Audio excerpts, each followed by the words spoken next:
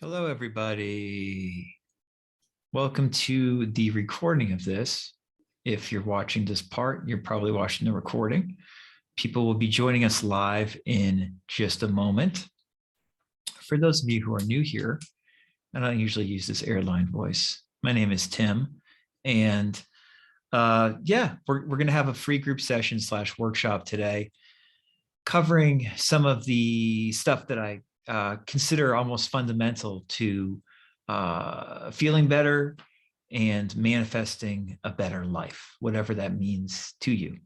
And manifesting a better life, in my opinion, means whatever definition you give that, But I think all of us would agree that it has something to do with feeling better and feeling more fulfilled more of the time. So that's what we're going to cover today, which is about the same as what we usually cover. If for some reason somebody can't hear me, they can let me know if my audio is not coming through, but I think it is. The recording is on. Just a quick reminder, if this is your first time here, that this is going to be put on YouTube if you're live. And I love talking to people on video and audio while we do these group sessions. But just be aware that it's going to be put on YouTube. So if you want to be kept anonymous, you probably don't want to talk to me with your video on. And if you want to still interact with me, you can just have your audio on and change your name and your profile. So it's a pseudonym or just your first name. If that's the case, it's very unlikely that people are going to know who you are.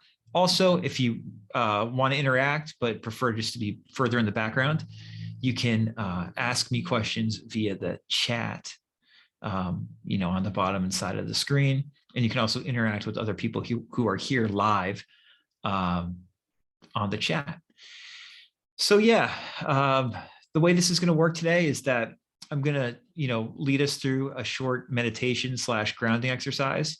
And then I'm going to talk just about a few things that are kind of tie into what we had been talking about last group session in terms of like real kind of fundamentals of getting the law of attraction or law of assumption, whatever you want to call it, working more effectively in our lives. I'm going to briefly talk a little bit about that, and then just, kind of explore different ways that we can better do that in our life. And then after that, I will open it up for questions. If you have a question earlier than that, feel free to type it in the chat. If it seems relevant, maybe I will answer it then. And I encourage people to interact. This is a very informal setting. It should go without saying. This is a safe setting, a supportive setting. And I'm glad if you're joining us live. I'm also glad if you're watching this replay. So without further ado, let's just do a short meditation. And most of these meditations that I like to lead at the beginning of these sessions are very simple. The reason for that is because I like simple meditations, but also so much of this work, in my opinion, is just about grounding ourselves more and feeling okay in the moment, no matter what's occurring, in the external world, feeling more okay with what's going on. And this is easier said than done usually. So we do want to try to figure out ways that help us do this. And one way that I think works pretty well for a lot of people is just to kind of sit or lie down and just kind of relax your body, relax your mind, and just allow yourself to be here in the moment. And now this sounds very cliche, and nonetheless, I think it's very effective if we really do it. And by really do it, I just mean that we don't judge what's coming through our mind as being so negative, even if the thoughts seem negative, even if something's worrying us, even if emotionally we feel tight or contracted, as people like to use in this space, that term. Even if our body feels uncomfortable, and we feel like we have a lump in our throat, or we feel like our head is throbbing with stress, or our chest is tight, or our heart area feels tight, or our stomach is in knots. All that is okay when we do a grounding meditation exercise like this. We're not trying to change anything. And that's the real power of it, is letting yourself be here with the feelings, whatever they are, and they can be great feelings too. And be here with the thoughts, whether they're great thoughts or bad thoughts or whatever. Just allow yourself to be here, vibe out, as I like to say.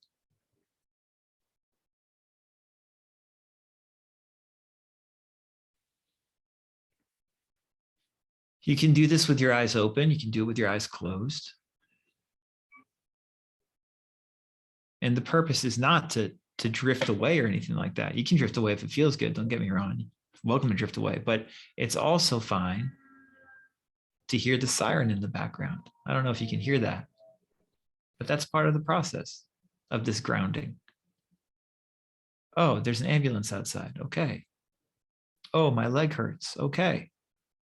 Oh, I noticed these worried thoughts about this thing I have to do tomorrow. Okay.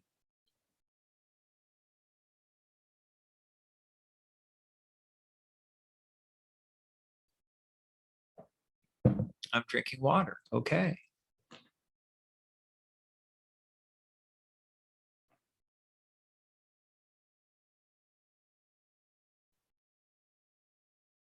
See, we're not trying to get to a certain state here or do anything special. And that's what's special about it.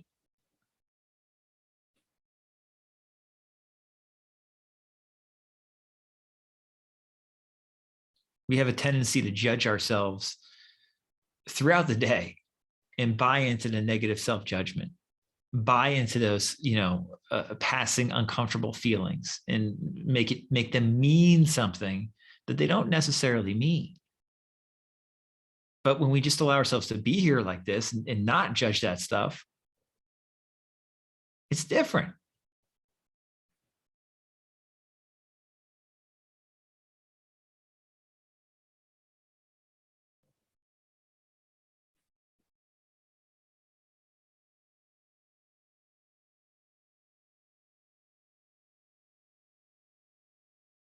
So I really think most people can do this, not hard.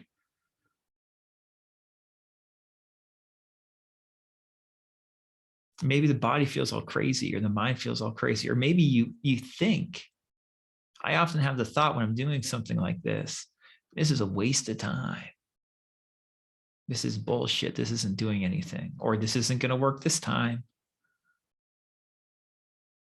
But of course, that's entirely missing the point, because there's nothing we're trying to make work. We're not trying to fix anything. We're not trying to improve anything. We're not trying to change anything.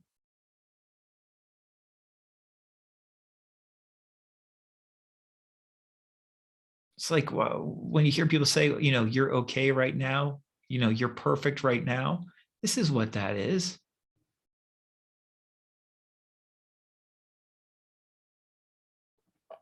Why is it supposed to seem special?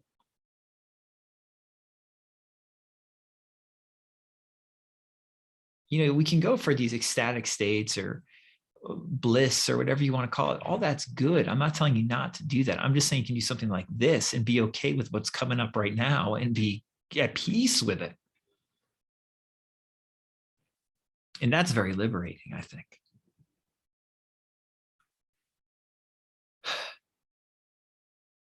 So I love these exercises, these type of things. And you can modify this however you like, obviously. There's no set way or rules about it. But the lack of judgment is really nice.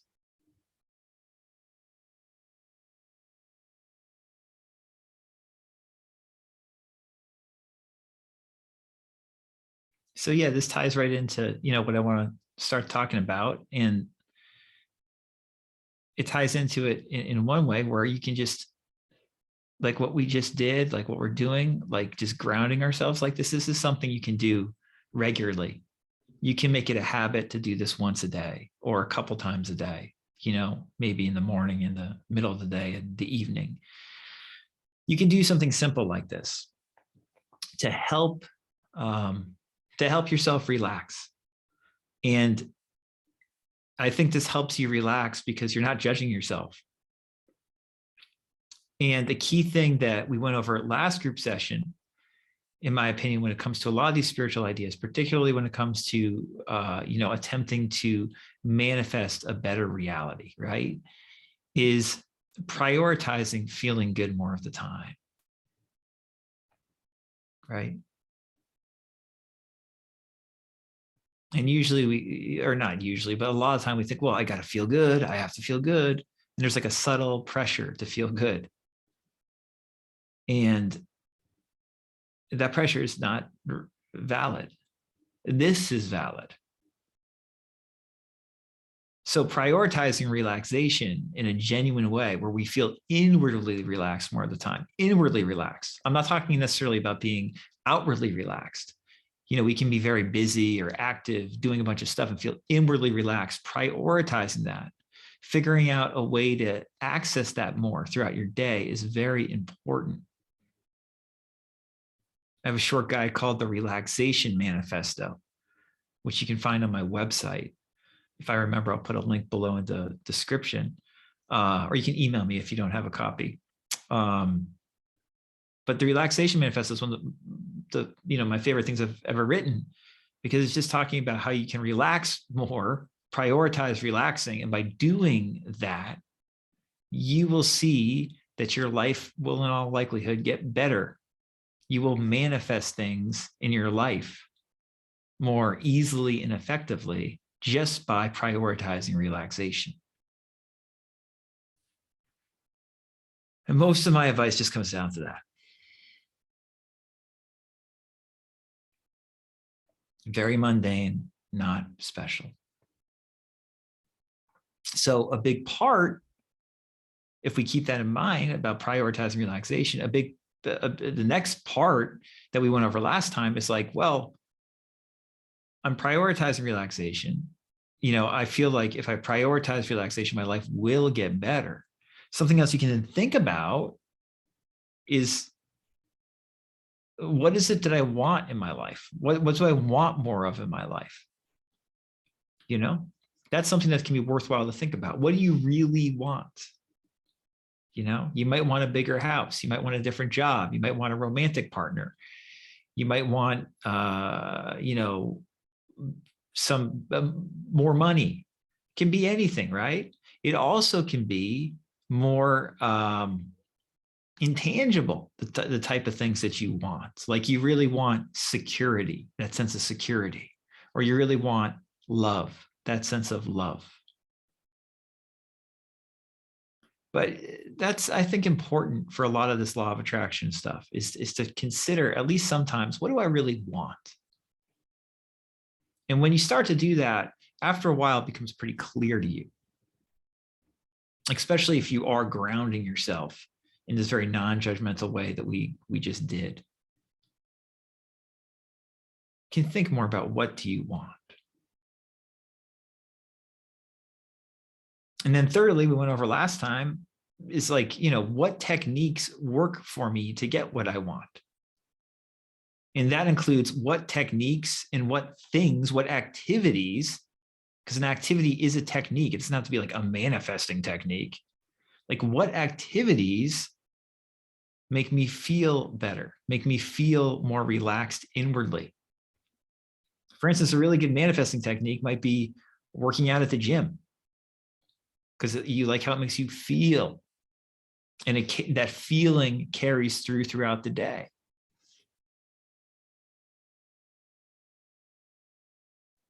What are things that work for me to make me feel better? And are there techniques that are like in the manifesting realm that work for me? Have I identified those yet? And if I haven't, no problem. I can just go back to focusing on relaxation and thinking about what I want.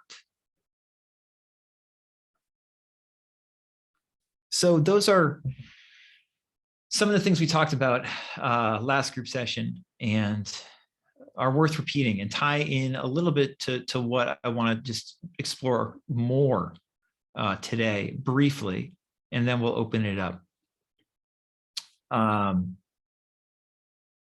What I thought we could explore briefly today are some of the things that I work with clients on, and like a big picture overview kind of like what we're trying to do with a lot of this manifesting advice.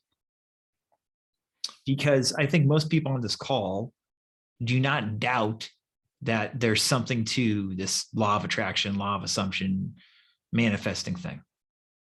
I think everybody here pretty much agrees that there's some legitimacy to it. The degree to which you think it's valid, I'm sure there's different levels on this call. So some people might be skeptical, other people might be all in terms of, your thoughts create your complete reality. All that's fine. The point is, I think almost everybody here pretty much would agree that your imagination, your emotions, how you think and react to the world in some way significantly shapes your life. We can take all the woo-woo language out of it. And I think a lot of psychologists would just agree with you, and just people in general, right? There's something to this stuff. However, what often goes unsaid, why I think relaxation and being non-judgmental with yourself is so important and undervalued when it comes to a lot of these manifesting ideas. What often goes unsaid, and what needs to be said and understood, in my opinion, by at least most of us, is that these ideas, as valid as they might be, and as great as these teachers might be that talk about them, they do not work effectively for most people who try them. They don't work effectively for most people who try them. And that's not because what the teacher is saying is wrong or the teaching is wrong. It's just what they're saying doesn't necessarily click with what the actual person taking the message in is able to do or wants to do with the information. Now, that's fine. That's good. I released a video today talking about how, like, Neville, his information, there's a very high failure rate applying it. And it's the same for any law of attraction teacher, just applying the specific techniques that Neville gives, for instance, right? Like SATs or, revision or, living in the end, whatever it may be.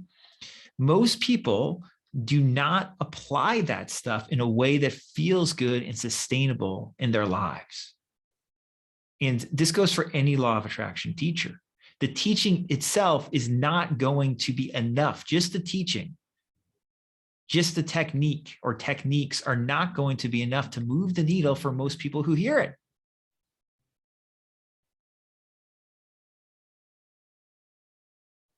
And that's fine. Because these teachings, what great teachers like Neville are getting at, are not just the techniques, not just it's not just the one approach. There's something underlying almost all of these manifesting teachings that's similar. And what we want to figure out is how to make that thing that is similar, that we all pretty much on this call believe in, how to make it work for us. For some people, the small minority, there's just going to be a teacher where it clicks. One teacher, one technique, or a couple techniques, and it works. And it doesn't just work once or twice. It doesn't just work on some things. It works on all things. And that's it. But to think that that is the case for most people is erroneous.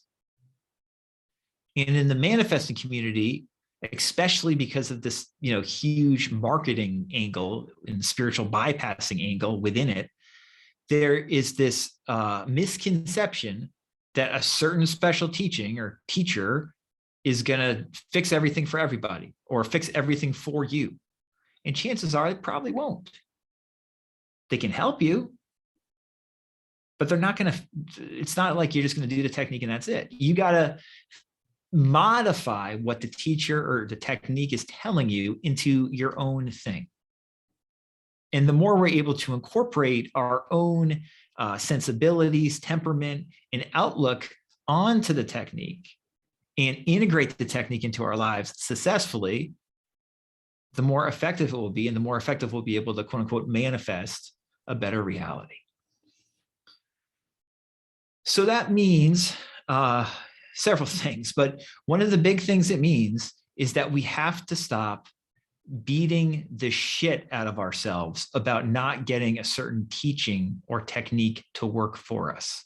And to realize when you hear these success stories of people getting a technique to work, it's either, this person's an outlier, or, they have very different life experiences than you, or it's worked for them once, but it's not necessarily working for all portions of their lives. For instance, it might work for them financially, but it doesn't work for them in their relationships or regarding their health. And more importantly, realize that when we hear the success stories, we should see it as inspiration, but not as an indication of what the normal results are from the technique or teaching. Exceptional stories are inspirational, but this is about integrating it into your own life so it works for you.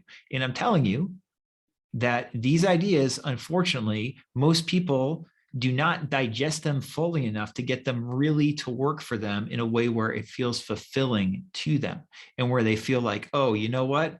I know what to do with this information, and I'm going to continue to learn more information because it interests me, but I'm going to modify it to my own sensibilities and feel comfortable applying it in the way that works best for me and see results from doing that. Most people never do that. They never do that. And most people don't feel very satisfied about applying these manifesting teachings.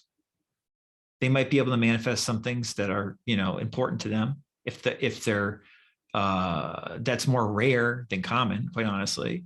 Or they might be able to manifest, little things.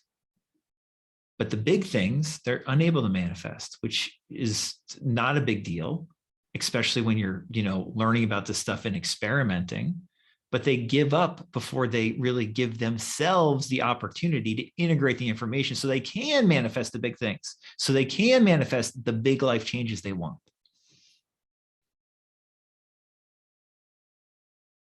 Because in my opinion, this stuff is not about the sexy techniques or the sexy teachings as, as glorious and eloquent as they can sound. It's much more about, here we are right now. How do I feel on the inside right now? Do I feel inwardly relaxed right now? Do I feel expectant right now of my life getting better? Expectant of good things happening to me and good flowing through me by being at peace more of the time in the moment. One of the better ways to manifest, probably, is to be satisfied and fulfilled with where you're at right now. If you're fulfilled with where you're at right now, it will be easier to get more fulfillment in the future. But of course, the future is an illusion. Really, there's just right now. So you can be completely fulfilled and have exactly what you want right now, inwardly. I have a firm conviction in that. I don't think people really want that romantic relationship or that fancy house or that job. I think they want right now.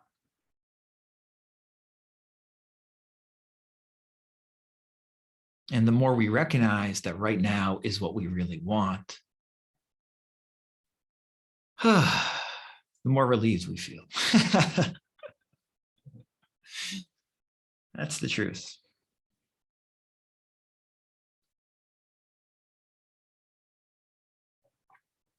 And when we feel more relieved and more comfortable just being here right now,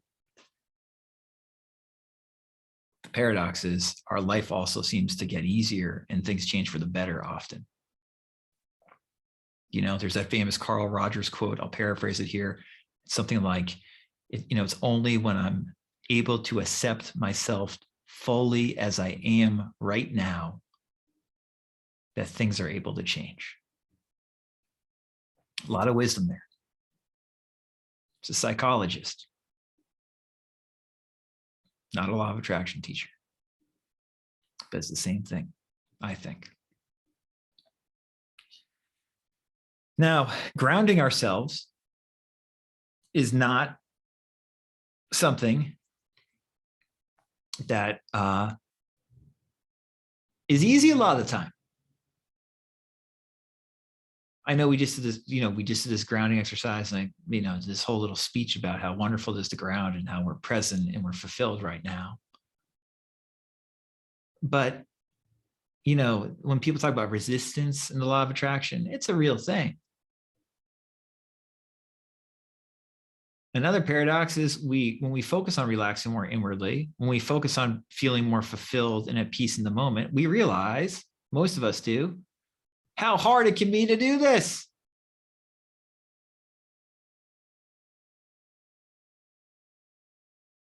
I just want to relax. And you can't. What is that? What is that? Well, that's the work, is recognizing that and then working through that, working with that. That's a big reason people work with me, is so we can work through that resistance. And you don't need to work with anybody to do this. You can do it by yourself. But it is very important, in my opinion, to recognize that when we're trying to feel good and we don't feel good, that's the work, is to figure out what's going on, not intellectually figure out what's going on, but to feel what's going on and to work through that instead of pushing it away or deny it. To feel it and work through it and maybe with it. Because usually those very uncomfortable feelings, those feelings of resistance, they're almost always there in my experiences because they're trying to tell us something. They're actually trying to help us in a way. And what we want to do is get better at allowing them to help us, which means getting better at allowing the uncomfortable or difficult feelings to be there. And not to be terrified of them or angry at them or ashamed of them. That's a lot of the work. And that's work that, I just think that's work that's part of being human in many ways. It's work we'll probably do in some way or another for the rest of our life. Working with our feelings, working with our emotions. In internal family systems, there's that great saying, there's no bad parts. So the uncomfortableness is something that we have to start looking at as perhaps more of an ally and not as something bad more of the time. But, that's big boy, big girl work. That's not, manifest your SP in 7 days.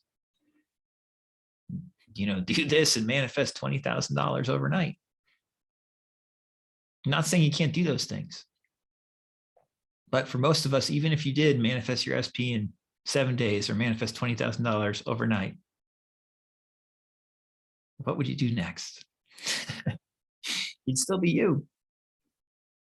You still have to face you. You still have to face those feelings and work through them.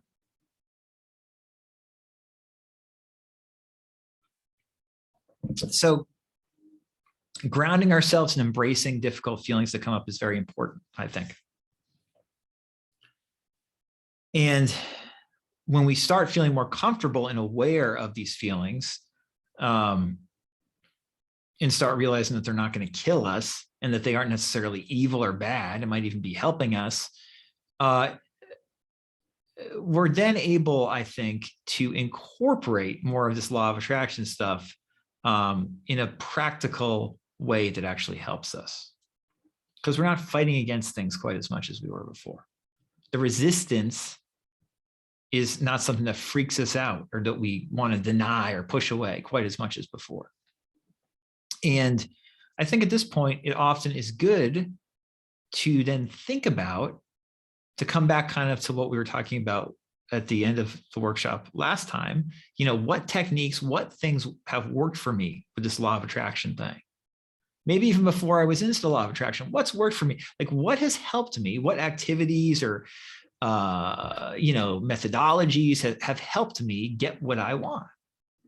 For instance, for me, I was talking about this last time, I think I always like to talk out loud to myself way before I knew about this law of attraction stuff.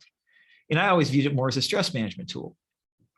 And it definitely is that, but it's also a manifesting tool. And I realized in retrospect, oh yeah, that also helped me probably manifest certain things in my life before I knew anything about these principles. Likewise, just, I love just like vibing out, sitting down, relaxing, right? Being still. That's something I was pretty much into before I ever knew about these ideas. But I now utilize it more as a manifesting tool, but I always liked it. You understand what I mean? But those are techniques, those are tools that work for me. Those are manifesting tools that move the needle for me. And if you're anything like me or most people I work with, you'll realize that there's a few things that you like that help you manifest things and that are effective. And everything else, most of the techniques and the sexy methodology we hear on YouTube and elsewhere is not that. Usually there's one or two things that really help us a lot, maybe 3 or 4 things max, right? If we're like applying the 80-20 rule to this, there's all these different manifesting techniques we've probably experimented with or tried out before. Chances are there's 1 or 2 that moved the needle much more than everything else. So those 1 or 2 or maybe 3 are what you should focus on. And if you don't know what that is yet, I would ponder it more, because I bet you, if you think about it, if you consider it, if you set an intention, like what helps me feel better, like what helps me manifest better things in my life, what makes me feel more fulfilled. I bet if you think about that and set an intention for that to come to you, you'll realize some things that have worked for you in the past, and you can reverse engineer it. You can be like, oh yeah, how did I get that job? You can think back like what you did, like what state you were in, what you were doing before you got that job, or like, how did I get in that relationship?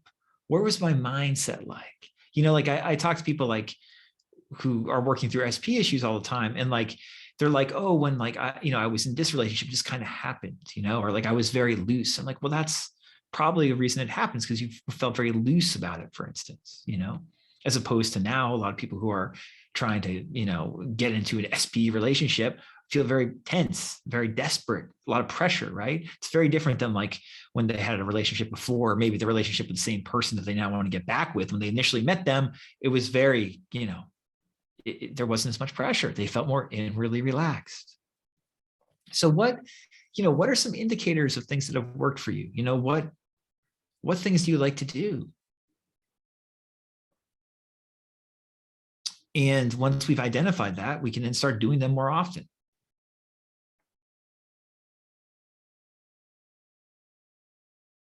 And we can start playing with these techniques that have worked for us, experimenting with them more, seeing the results of doing them more, and become very comfortable being non-judgmental about how effectively they work. I usually tell clients, like, that what we're doing together is working when you're trying to, implement a technique or do something and something bad happens and you feel okay about that. It's not the end of the world. That, the technique was not to blame necessarily for that. Or if the technique didn't work the way you thought it was, that you could just switch to another methodology that works for you, but that it's not that big of a deal.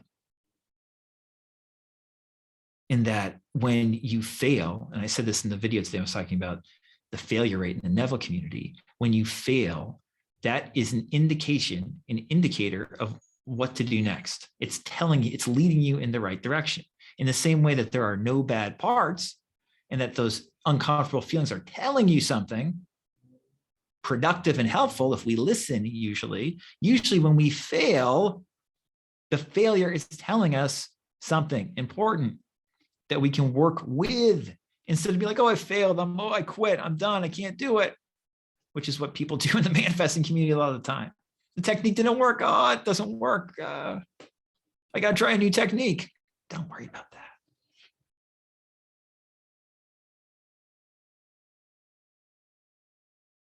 The resistance comes up. We realize it's not going to kill us and it's actually telling us something.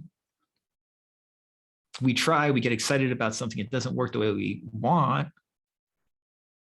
No problem. We just ground ourselves and keep going. We just work through it. And if we do this, we get more and more comfortable letting things flow and just doing what we're doing. You know, if we have external goals that we're trying to hit, we keep on aiming towards them, but we all have internal goals we're trying to hit. You know, what do we really want, right? Like we were talking about before.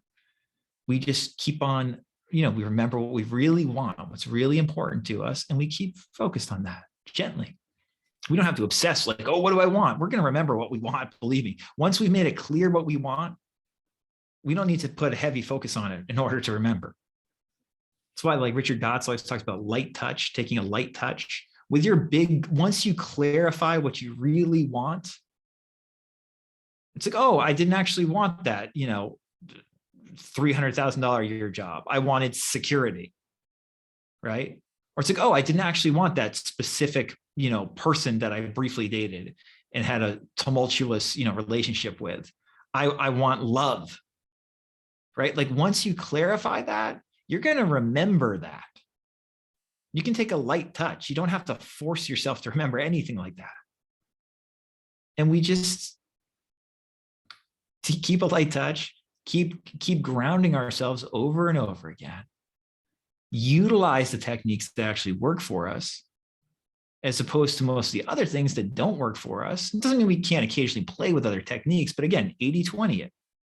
Put most of your energy and effort in terms of like what you're trying to like utilize, you know, specific techniques on what actually has worked for you and that you like, and just, you know, fail your way to success.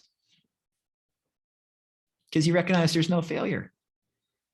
And there's also no success. There's just right now. And I don't mean that in some cryptic way, but it's like, this is it. It's just a process. The external manifestation process. But the internal process is always just right now.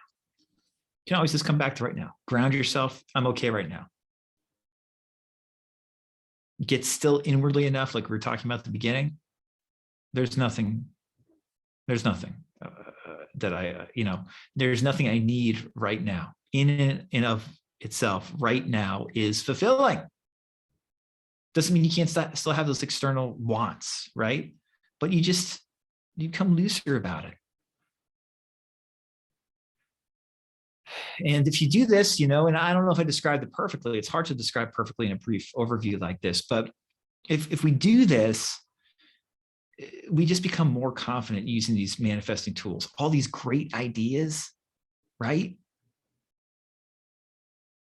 Like when I say like Neville's techniques don't work, you know, I say that because like I love Neville so much, right? Or Coué, like Coué's techniques don't work for a lot of people, right? It doesn't mean what they're saying is not true. What they're saying, you realize is more and more true. It's what they're saying. It's not about the technique. You know, I did that podcast that YouTube chat with Cecilia a while back with that Neville quote about, he's like, all this is figurative. He's like, I mean this metaphorically. All the techniques are just figurative for what we're talking about. Your imagination, your outlook shapes your life. And we're talking about cultivating a more positive, expectant, happy outlook, imagination. All the other stuff's figurative. This is the process. And you're doing nothing wrong. You're always fine. You get more and more comfortable being yourself in that way. So that's like a big picture overview of what I would say. I mean, the general process I run through clients, you know, if they're working with me over a period of time, is that. And that's what I do with myself. just ground myself and utilize the tools that actually work for me. And I experiment with a ton of stuff, as many of you, on this call know. But even though I talk about experimenting with, different techniques and using little, different things sometimes, I always go back to the same couple things over and over again. That's what I'm doing every day. Every day I'm vibing out. Why do I vibe out every day? Because I like to. Because I like to. It makes me feel good. And it makes my life better internally and externally, as within, so without. Why do I talk out loud a lot? Because it works. Why do I like, listening to music in the car and singing and dancing or whatever, moving around? Because it works. Everything else might work, does something, maybe, some of the time. Vibing out, something like that. I'm not worried if it works some of the time or doesn't work, it feels good. You have a technique like that too. Technique, right? Technique's figurative. You have a method or a methodology that works for you in some way, and you can utilize it more. So yeah, that was a lot in a short period of time. This is being recorded if you want to watch that again. I am offering free 15, 20-minute consultations still, if you want to talk about that and how it incorporates into your life. But yeah, we just covered a lot in a short period of time. So if people have any questions about what we just talked about, they can ask them, or we can also just open up the discussion to whatever people want to chat about for a little bit. And yeah, there's a couple chat things here. Kate from Generate Magic says, yes, failure is feedback. Yes. Kate, you got to come on again soon and talk more about psychocybernetics. Failure is feedback. That is something that both Kate and I often have discussed, and it's so true. If you start looking at failure as something that's helping you, it's such a game changer. Think about it. Oh my gosh. In the Neville failure video today, I put a link to this Maxwell Maltz video I did like a little bit over a year ago, where Maltz is talking about this in psychocybernetics. It's such a game changer. It's similar again to like IFS, no bad parts. Like, this anger or this fear, it's so bad. If you start looking at it as, no, it's not bad, it's telling me something. Game changer. More of a game changer for most of you, frankly, than SATs or some kind of affirmation or, fancy technique. Not that there's anything wrong with those techniques. It's just they're not going to work well for most people on this call. I'm sorry. Don't put yourself in a box. Kate says, trust me, it's taken me a while to get this, but yes, usually it's about uncovering the desire behind the desire. Yeah. It's not the house, it's not the job, it's not that certain person, it's what's underneath that. In my new book, Money Your Friend, I talk about like our high ideals. And it's like, if you have a want, right? A statement like, I want a brand new car, right? What's the ideal behind that? Does that indicate prosperity to you? Does it indicate freedom, right? Abundance? That's what is the desire behind the desire. And that can be self-generated. That's there. That's already within us.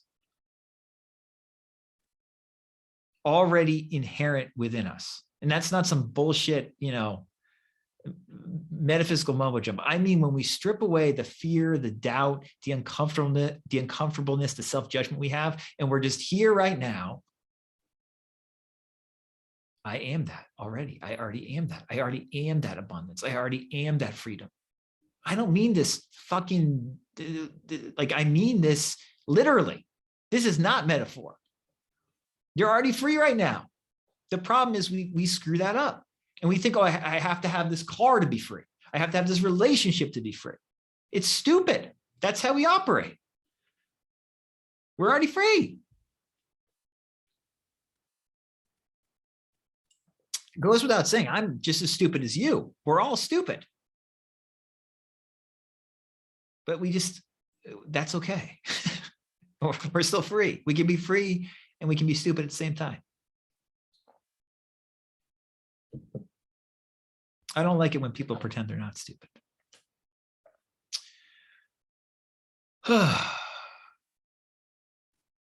Aline said, today I realized that what is underlying all my manifestation, quote unquote, failures is the sense of lack of security that comes to a health issue. But my mind doesn't get how I can manifest security. For me, it's difficult to imagine something that is not tangible. Aline, what I would say about this is you don't have to imagine it. You already have it. What's hiding or masking this lack of security are thoughts. And there's these very strong emotions probably, that the thoughts are interplaying with. The feelings of insecurity might be triggering the thoughts, or the thoughts might be triggering the insecurity. I'm not sure which comes first. It's a chicken or egg thing. But the point is, the thoughts and the feelings, when you're okay with them, when they're not there, you have security already. You already have security. You don't have to imagine having security. You already have it. The feelings and the thoughts are superimposed on top of the security that's already there. You already have the security. What you want to try to figure out probably is, how can I feel that security that I know is already there? That's the work. It's recognizing what we already have. It's like, I like that Joel Goldsmith quote. I've been saying that a lot recently. When we give up the human concept of supply, we have supply. And I was reading Dollars Flow to Me, the Richard Dot's masterpiece, the other day. There's another, I think, a chapter in the book. It's called something like, give up the need to even try to be abundant. The point being that you already are abundant. The point being you already are supply. The point being you already are security. The point being you already are health.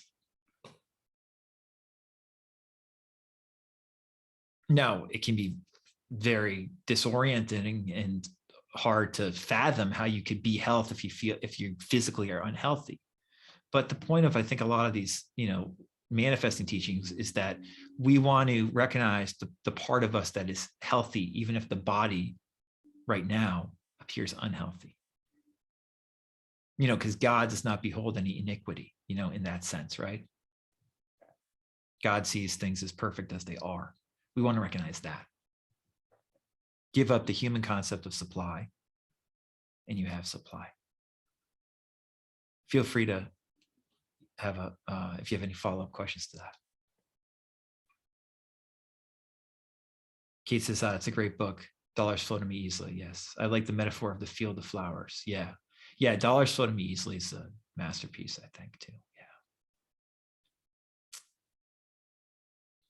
But yeah, one thing I notice a lot, and I've been more sensitive to it the last couple of weeks because of my brief foray back into the Neville subreddit, is people ask all the time, like, well, how do I imagine this? I've never had it. Or like, how do I feel this? I've never had it. Or like, there's a lot of people, what's that word? Aphantasia? I'm not saying it right, I don't think, where people can't, what is it? They can't feel, or they can't imagine, or something like that. Anyway, people are like, well, I can't imagine, there's something wrong. And the whole point is you don't have to do any of that. You already are it. And like, for most of us, at least, I think, if people have this issue, feel free to email me and we can talk about it. And I'd like to maybe make a video about it just to clarify it more. But don't worry about imagining anything. People get into Neville and they get too into like, oh, you got to imagine something. Don't worry about it. You're all imagination already. And like, if I say, like, this is what I was going to say before, like, if I say sandwich, like most people just thought of a sandwich, right? That's visualization. Maybe some people didn't, though. I don't know. Maybe that's people who have this, this certain thing. They can't do that. But like, if I say cherry, you think of a cherry, that's visualization. Don't worry about the fucking imagine visualization, Just do something else then. Just feel good. Energetically, you already are it. You don't have to imagine anything. Usually we just have to get rid of the crap on top that we're superimposing. And then, as Lester Levinson said, like, we're limitless then, right? We're unlimited. We're like limitless beings, like superimposing limitation upon ourselves.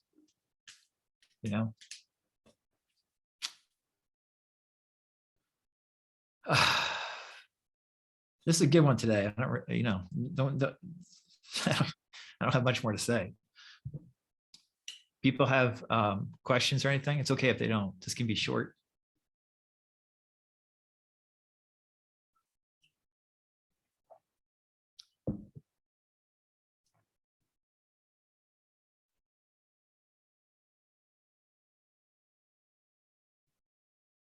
Miriam has this comment. I feel like the desire to control and micromanage is usually what gets to us all. Yeah. Learning about Neville and manifesting makes us want to change everything we don't like and quickly. I'm still working on letting go of that myself. It's just a little difficult when you're getting situations that are emotionally hard sometimes. Great observation. I'm still working on it too. It's the work, a lot of it. It's a huge problem in the Neville community. Again, I'm very sensitive about this just because of the being on Reddit the last couple of weeks. But this idea of micromanaging and like you create your reality, so you're in control of everything. It doesn't really work for most people at all. And like moments of real clarity, or whatever you want to call it. It's like there's no control. There's nothing to control. You're not even you. So how can you control anything? Mental manipulation is not going to do it most of the time, at least not sustainably in a gratifying, fulfilling way. Mentally, because your whole body's involved, this whole organism's involved, and it's not that simple or straightforward.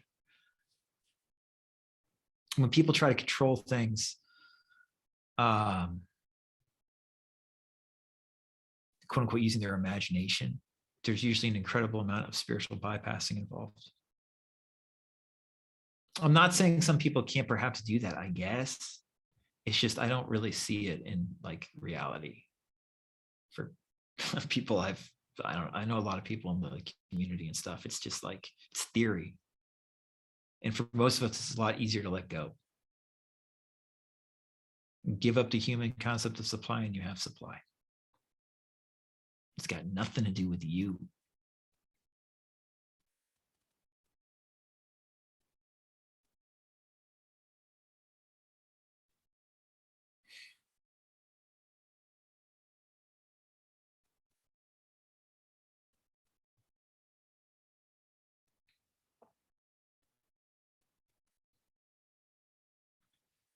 Follow-up comment. I feel like many of the biggest changes in my life came from actually taking action as well. Of course. I don't even want to. We've made a lot of videos about this idea that you don't have to take external action to get what you want. Again, theoretically, it's possible. There's people that it works for sometimes, but usually when we feel good and we feel quote unquote aligned, we take action. When we feel good and in flow, we are taking inspired external action as well. It kind of spurs us on. Like if we feel really good and we want to manifest something, we go out and do what we need to do to manifest it. Again, it's not that different than like that Fury example. He goes like, you want a sandwich, you're sitting down, you go to the fridge, you get out 2 pieces of bread and you put what you want in the sandwich and you eat it. That's a manifestation. But you took action. If you're not doing anything, quote unquote, not doing anything to get what you want, why do you want what you want? You really just want to not do anything? I don't know if that made sense, but it made sense to me when I said it. It's action shouldn't be frowned upon. Forced action where we feel like, we feel a lot of pressure, feel very stressed for the reasons we've, just gone over, like it doesn't feel good. and it's probably not aligned with our, our highest values, yeah, that's usually something we should avoid. But you're going to be taking action. And a lot of times when you get into it, you're going to find you're in flow and you're doing things that are like, you're physically might not be feeling good. And you might be taking action sometimes. I did a Reddit post a week or two ago about this. Like when I was like, doing a lot of self-publishing and stuff like that, I wasn't working a lot each day, but I was taking inspired action. And sometimes that inspired action didn't feel good at all. It felt very like, oh, I have to get this out. I have to get this done today. It only took a half an hour, but it was something I had to do. A lot of people wouldn't do that because it's not inspired enough. I just did what I needed to fucking do. So yeah, when in doubt, take action. My God. People just say they want to sit on their butt all day. Most people don't. People who say that, have they actually sat on their ass all day? It's not always what you think it's going to be. I lived in a Zen center, and I can tell you, I sat on my ass a lot there. They have you sit on your ass for a reason. You do that for long enough, you're not going to want to sit on your ass. You're going to want to fucking take action. It's harder to sit in your butt. Easier to take action if it feels aligned and kind of inspired.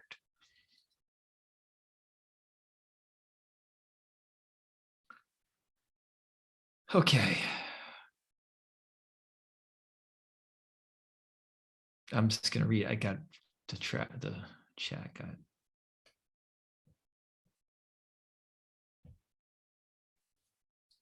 Kate said, yes, I just wrote something regarding control this morning, as this is something I struggled with even before manifestation. For me, it's about finding the sweet spot between intentionality and surrender. I decide, God executes. That the Father and I are one, but the Father is greater than I. God always has my back. We make a phenomenal team. Yeah. And there's that actually in that same chapter, I think, where Maltz is talking about failure. I believe it's chapter 5 of Psycho-Cybernetics. He says something very similar. He goes, we decide what we want, right? And then we let go and we just see what happens, because we can't consciously control all the parts of it. Could you elaborate on give up the concept of supply and you get supply? You don't, well, you get it, but you get it literally, like you are supply already.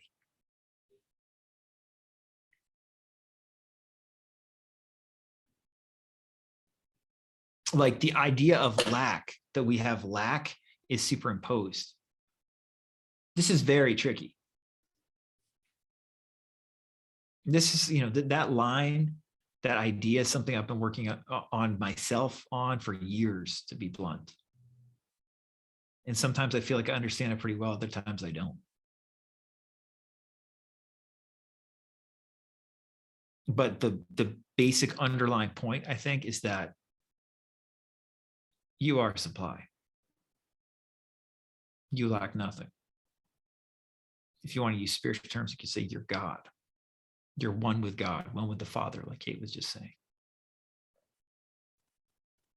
God is supply. If you are one with God, if God is all you are, how could you ever lack anything? You are supply. You don't get anything.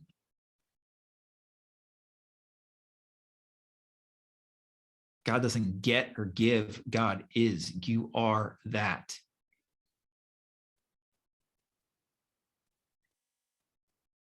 There's, so many different ways we could explore that. That's a very deep line. I recommend for sure, if that interests you, give up the concepts of supply and you have supply. Joel Goldsmith's book, Invisible Supply, one of my favorites, Invisible Supply by Joel Goldsmith. Miriam, the follow-up comment. I remember seeing on Reddit a post on the Subliminals subreddit where someone asked if they could be an amazing artist without ever drawing. Like, what is the point then? Yeah, that's Reddit. But yeah, I mean, it's like, what is the point?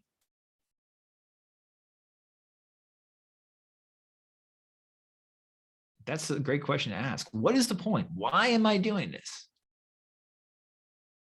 Like, I know, like, when we're doing this group session tonight, like when I'm doing this session with you, like, and like I'm in flow with it or whatever, I'm doing it to do it. That's it. And we have a lot of things in our life, hopefully, that are just like that.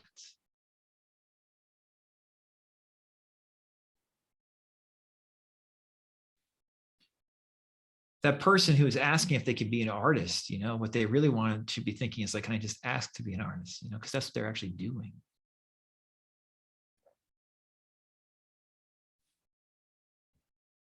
Kate said it'd be really boring. Yeah. And, really boring to tie us back. Like if we're just sitting on our butt all day, that's really boring for a lot of people. People take action for a reason usually. Kate says, yeah, Maltz's work is perfectly analogous to the more religious metaphors used by Neville. Exactly. Neville and Psycho-Cybernetics by Maltz, as well as Maltz's other books, are very helpful to read alongside each other, particularly if you're into Neville and get overwhelmed or get, basically disillusioned by not having success, like I was talking about in the video today. You should then, I would really recommend check out Psycho-Cybernetics. Because what Maltz suggests there is much more forgiving. Fail your way to success. And, I often say this, the one thing about Psycho-Cybernetics, I guess like a quote unquote criticism, is like, there's a lot in that book and you can get overwhelmed by all the suggestions he gives, all the quote unquote techniques he gives. Don't get overwhelmed. Just do one technique, pay attention to one chapter, one section that interests you, and go from there. Don't feel like you have to do it all. Again, 80-20 it. What's one thing in this book or two things in this book that can change my life? And you'll probably see them right away. And then maybe once you've implemented them, you can go back and implement other things, integrate other things. But yeah, what a great compliment to Neville's work, Psycho-Cybernetics. Yeah, Maltz is very practical too, I find. Yeah. Coué and Emile Coué and Maxwell Maltz are probably like, if you don't want to hear really that much spiritual language, Maltz uses a little spiritual language, but basically like if you just want more like practical psychology, check out Coué, check out Maltz. Then you don't have to look at this from like a spiritual or religious lens at all. You can basically just look at it from this psychological lens, which is going to be very beneficial for some people. Some people don't want to mingle spirituality or religion with any of this. They just want to get results and feel better and help other people feel better. Yeah. Any other comments? This has been a great call. Yeah. As usual, we covered a lot.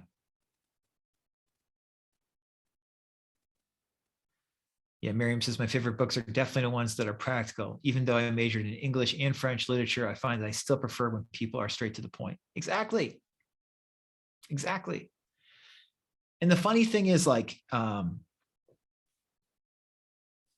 even people we think who aren't straight to the point and very like, just eloquent, like Neville actually is incredibly straight to the point in a lot of his works. That's actually probably what drew me to him. Like 5 lessons, that's incredibly straight to the point. Kate says, say Miriam. Yeah. Practical is the way to go for most of us, So yeah, we covered a lot. If you have follow-up questions, by all means, feel free to email me, info@radicalcounselor.com. Like I said, I'm more than happy to hop on the phone or Zoom with you for 15 minutes to clarify things. And yeah, the underlying thing to so much of this stuff is learn to feel more relaxed in your own skin. Don't judge yourself as much. Then these ideas become fun. Self-judgment really just plagues us when it comes to so many of these ideas. Oh, David, turn on your camera if you want to ask, if you want to show your mug. My buddy David is going to ask some questions live, perhaps.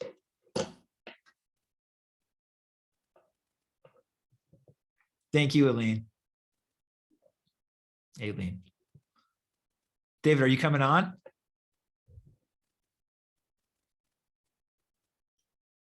Where are you? I'm trying to get on. I can hear you. There you are. Look at you. How are you feeling? Much better, thank you. Good. So, if I may, I'm gonna, I thought it'd be interesting to play a bit of devil's advocate. Sure. And this is kind of a two-part question. So let's see what I wrote here. I'm gonna assume that two axioms with what you teach is one is repetition, even if it's in the arena that we're in, where our minds are always repeating, and we want these ideas in our imagination to be sort of congruent, in essence, to hop on that train and sort of steer it. Yeah. Am I right so far? Repetition's is a big deal. I mean, Cecilia and I like to say habit a lot, but I don't know. I don't want to put those words in your mouth. Yes, I guess repetition, but in not rote repetition, right? I guess is what it comes down to. Yeah. Yeah. Another one is, I suppose, like a reversal.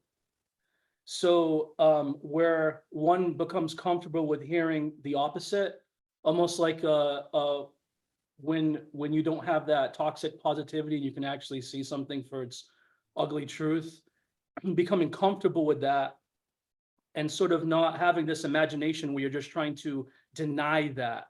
I'm assuming that the law is being performed correctly if you can still oscillate between looking at the ugly truth of life and you still feel at peace with whatever you're directing your life towards. And then you can also hear like the good stuff. Am I correct in this? Yes. Okay. So don't even, I mean, like, we know each other. So don't throw the law thing in there, because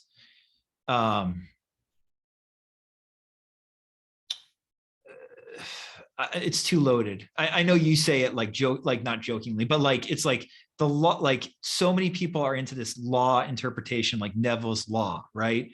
Like, yeah. I don't know. I don't know what he meant anymore. I've read enough and forgotten enough.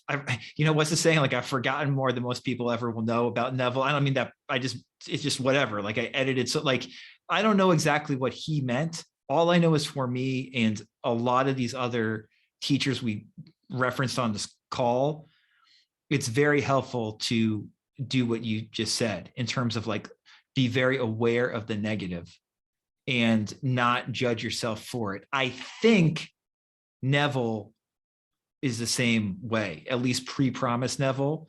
Fundamentals comes to mind, which is a very short essay he did in the early 50s, where he basically says, like, you want to detach yourself and really see what's going on. And if you do that, you're then able to change, and assume the state you want to be in more easily.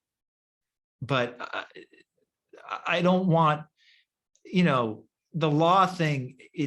I don't believe in I don't think there's law. These are not laws, guys, in my opinion, which is a very controversial thing. Like, people use this stuff. They use that term all the time. These are ideas and concepts that I think everybody on the call thinks have a level of truth to them. But I don't care about any laws, because again, I'm an aftershock from my 2 weeks on Reddit. I just saw so many people commenting about the law on there. And I'm like, you guys sound like fucking morons when you say that. Like, you sound like Nimrods. Like, it's just not. So I'm a little bit triggered right now when I hear that. So that's why I don't know. Like, fundamentals, a lot of Neville's earlier stuff talking about like distant, meaning from the 40s and early 50s, he talks about distancing. But generally speaking, if we get out for pray heaven outside of the Neville world, yeah, like everyone's talking about, look at the fucking negativity, look at the shadow parts, and that's how you'll be more able to change more effectively, into what you want on a practical level. All right. For all intents and purposes, let me just clarify that when I use the term law, which has a giant stigma towards it, and I can understand where you're coming from, I mean it the same way that you mean, a loose concept. Yes, I know you do. But it's fine for everybody that's watching this for you to clear that up, because it's a stigmatized term. It implies a fixed thing. It implies something that's only one thing, a sentence. And if you don't do the sentence, then you're doing it wrong. And we're on the same page with that. My first question is, you do say that others should develop their own system. And people sort of have their own unique system that works for them. And to me,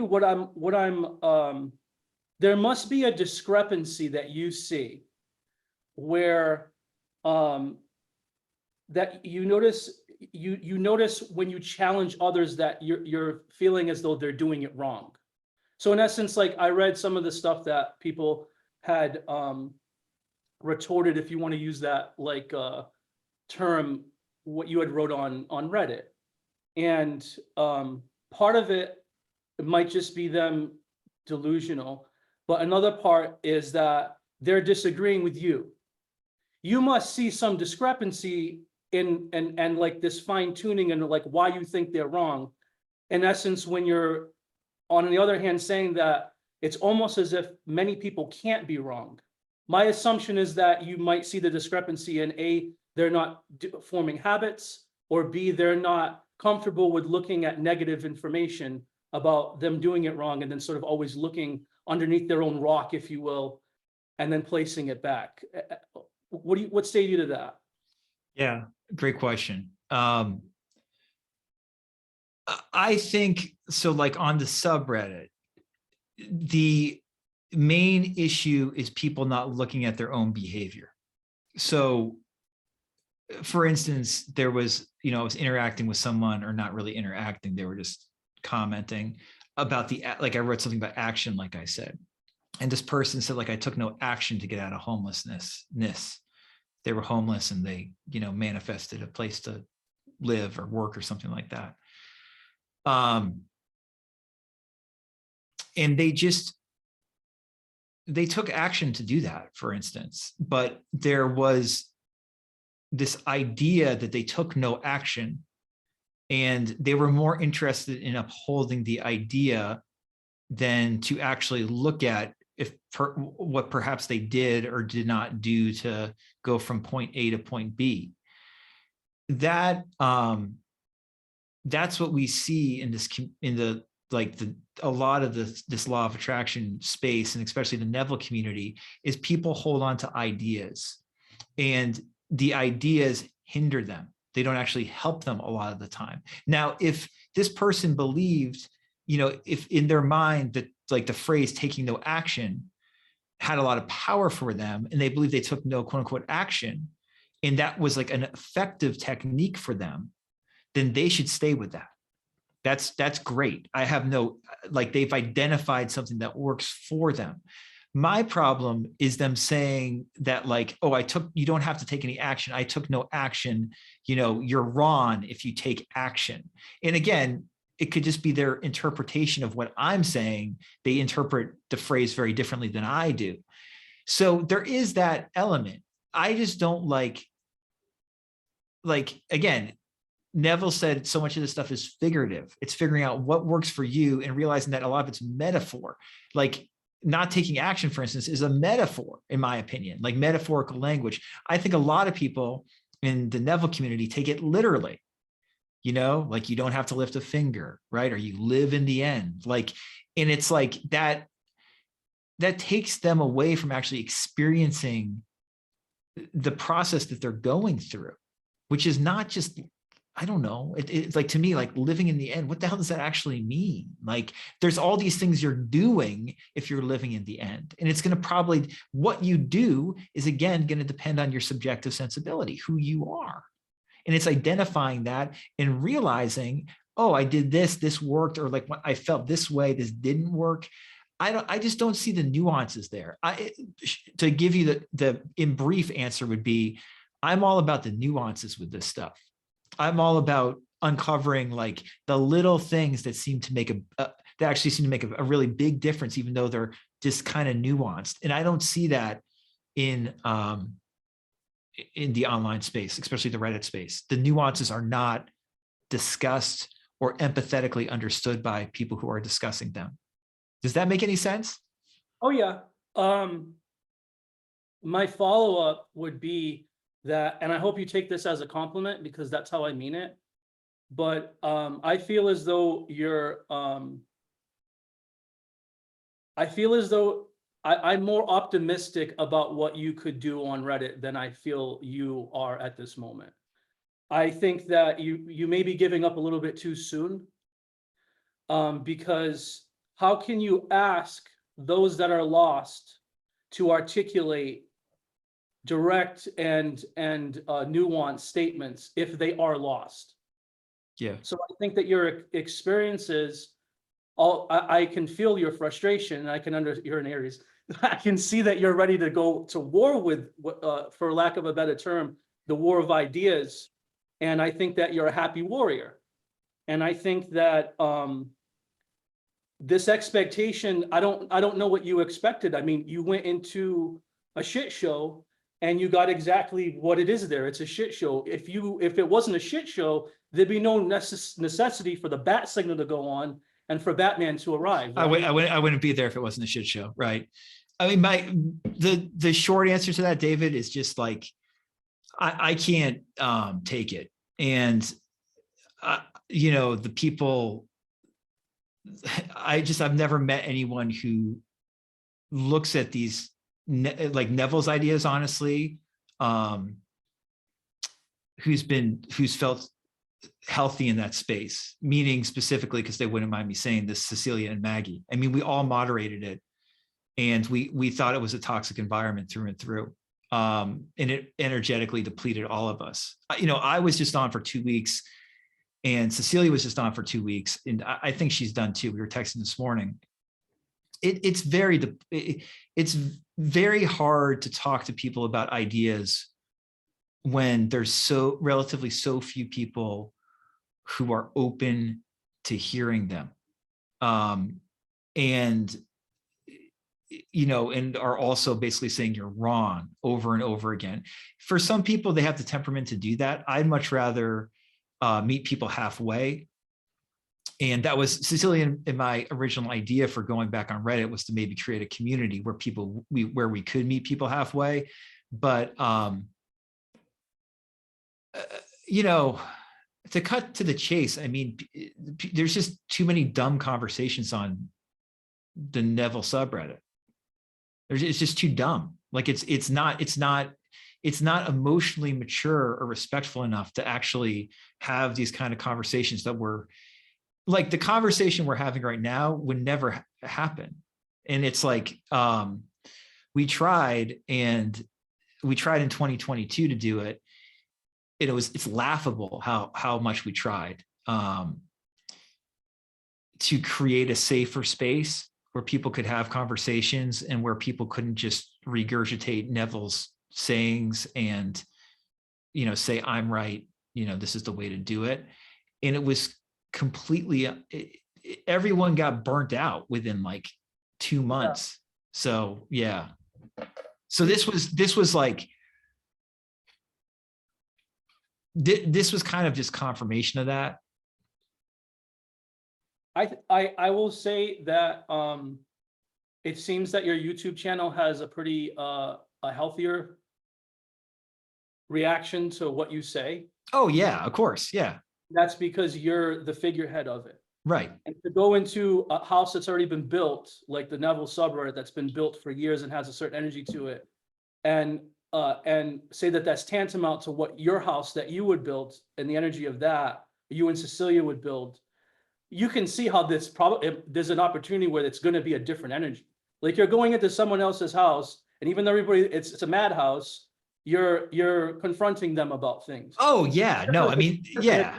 Came to you, to your house, and sort of like already were interested in, I mean, obviously you're going to get people that want to just go in there and troll you and whatnot, but it's definitely going to be different. But I take to your point, like, I think that you're bright enough that you know where your energy's best put in, and if you feel that you're still going to be helping people out just via your YouTube channel, I don't have a problem. No, it's like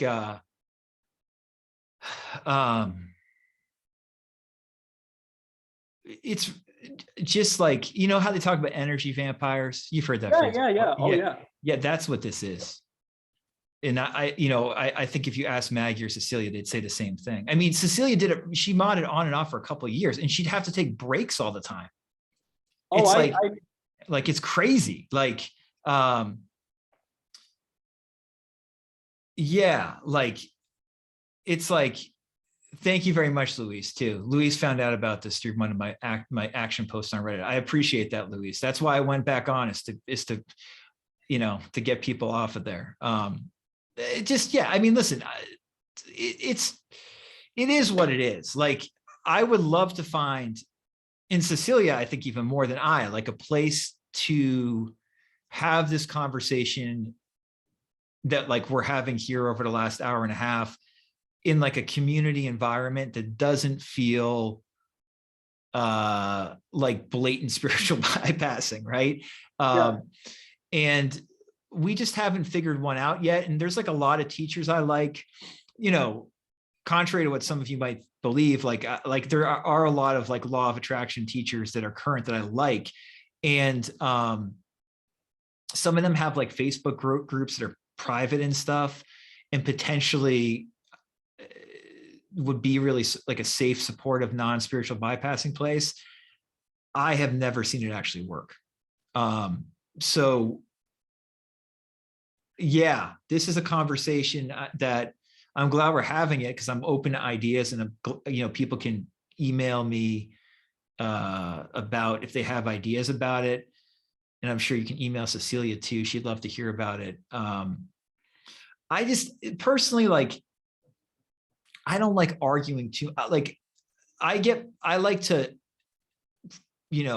state my point, and it's often contrarian in this space, but I don't like to argue for the sake of arguing. I get sick of that really quickly, because there's too much interesting stuff to share, that like when you're just in the energy of arguing or like debating back and forth, it really doesn't allow you to go there.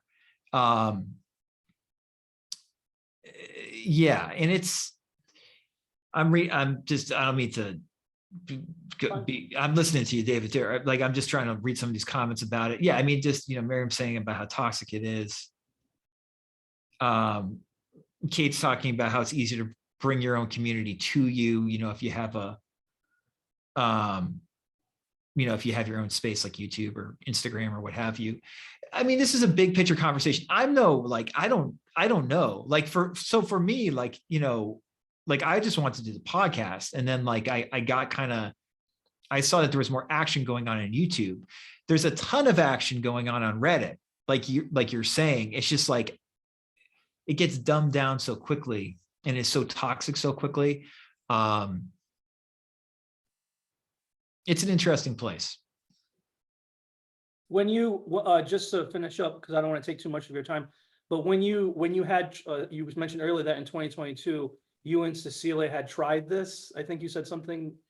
No, I mean, Maggie, Cecilia, and I tried to moderate the subreddit. We were the moderators. Right. You just didn't have your own subreddit, is what I'm saying. No, Maggie had her own subreddit. Yeah, Maggie did, correct. Yeah, and it, and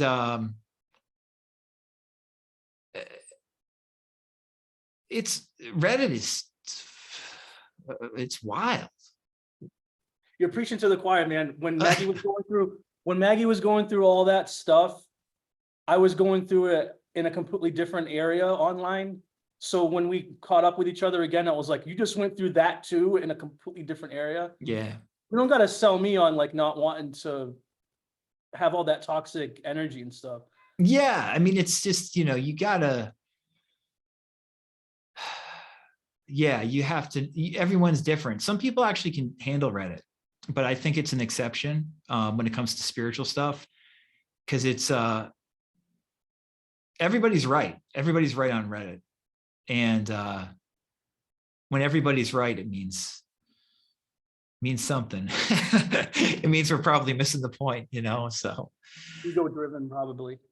Yeah, it's what exactly. Yeah, definitely. Like, and again, that's maybe the Neville thing to like close up this discussion about Reddit. Like, the imagination thing and people's concept of what the imagination is, like it gets like tied together with ego so quickly, which is not at all what I think Neville meant. He meant it much more as a whole mind body experience, which is much more humbling than like, again, trying to control something or what have you. But yeah, do you have any other questions, David, about this? I'm glad that we did this part of the group. No, I just wondered because I had an idea that a couple weeks ago before you sent your first post, you had at least like some type of opportunistic vision on what it could look like. I did. And I guess that is in complete like contrast with what you actually found when you lifted the rock and saw what was under it. And I mean, that's a little bit too optimistic. I think we sent out tester posts basically.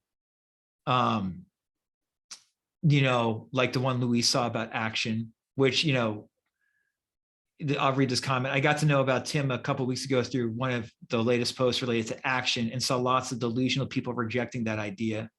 I DM'd him and here I am. LOL. Yeah, I mean, that's like, so we sent out these tester posts with the idea that like if they were somewhat well received / sanely received, we would expand upon them on the Neville Reddit or then make our own. And it's, it wasn't like that. We're like, I guess it like I'm underplaying, like it's insane on there. I think, like there's like the amount of like, if you're dealing with delusional people and using Neville's language, that's a recipe for effing disaster. We're not talking about like Maxwell Maltz here. We're talking about somebody who used a ton of religious language and had the promise experience. And then you've got all these, mentally, like, I don't know, like a little bit unstable people on there. It's a huge subreddit. It's like 158,000 followers. And granted, obviously there's only a small fraction of those that are regularly on it, but there's a lot of narcissists on there. There's a lot of people who are delusional on there. And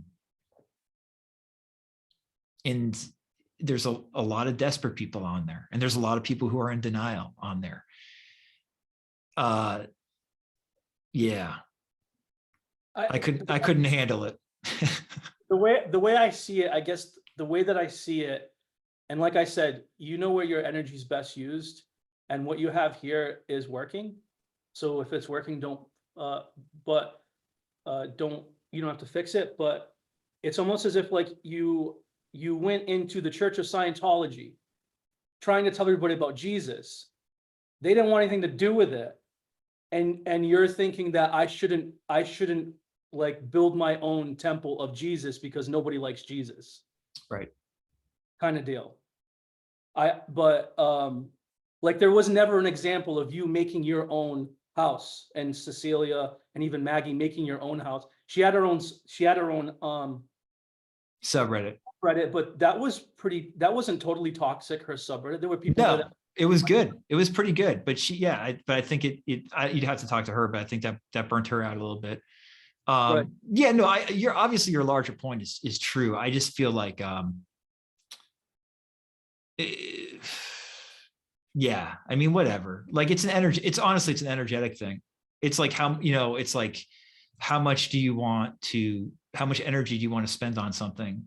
And, frankly, one of the biggest reasons we would, aside from all this the crazy people, is if you have like your own community on Reddit, it can easily become a time suck.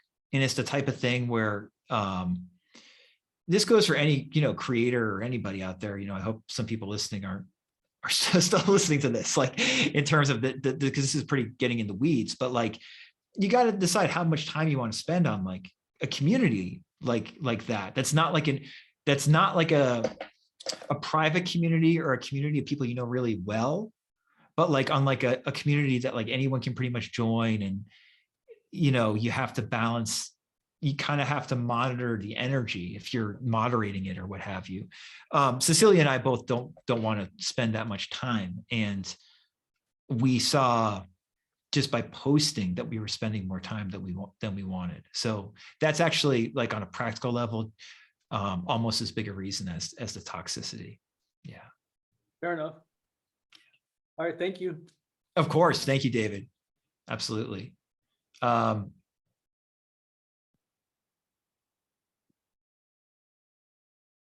Luis is just saying, curiously, I found a lot of even younger people are there applying the techniques and such. I'm glad I stumbled into Reddit just a year ago. Yeah, I mean, the other thing about Reddit, and then we'll stop talking about it and probably wrap up. But the other thing about Reddit is you don't know who the people are, which is fine. But like, there are a lot of people who are like your kids, literally teenagers. And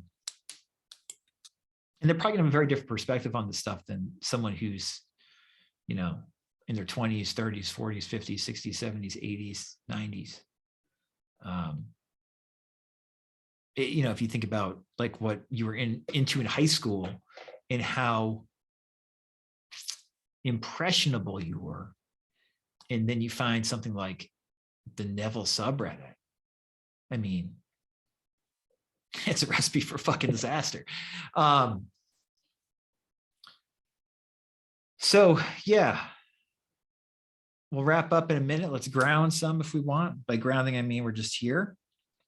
And again, if you have any follow-up questions about any of this, you can email me at info@radicalcounselor.com. And any comments about the Reddit discussion we had, which is very interesting. Yeah. Spiritual communities too. I said this in the video today, but this isn't just like a Neville thing. Spiritual communities, David alluded to it too. Like spiritual communities, you get this group think and you get people together, and this tends to happen. So it's not a surprise it happens on the Neville subreddit. It's just surprising to the degree it happens. Yeah. All right, everybody. Well, we did our hour and a half. It was a good one. Thank you, Allison. Yeah, until next time, we'll have one of these again, probably sometime next month. And until then, just let me know if you have any questions, and I'll be making car vids. Thank you, everybody, for joining live. And until next time, be well.